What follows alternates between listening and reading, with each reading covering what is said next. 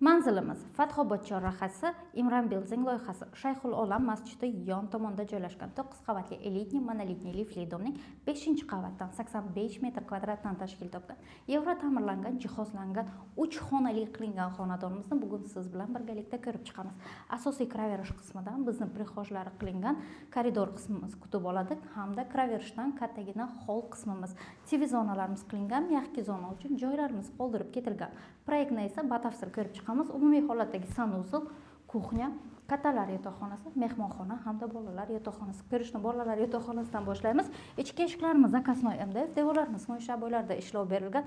Bolalar yotoqxonasi to'liq bolalar yotoqxonasi mebellarga jihozlangan holatda. Ko'rib turgan barcha jihozlaringiz qoladi. Mehmonxona qismiga kelib to'xtaladigan bo'lsak, balkon qismi ham mavjud. Balkonimiz to'g'ri Shayxul Olam masjidiga qaraydi. Turetska radiatorlarimiz o'rnatilgan, oyoqdagi to'liq laminat holatda qandillarimiz ilingan.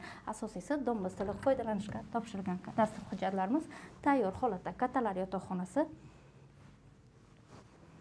maktab, bog'cha, bolalar o'yingohi, mashinangiz uchun parkovka, masjid barcha qulayliklarga ega holatda.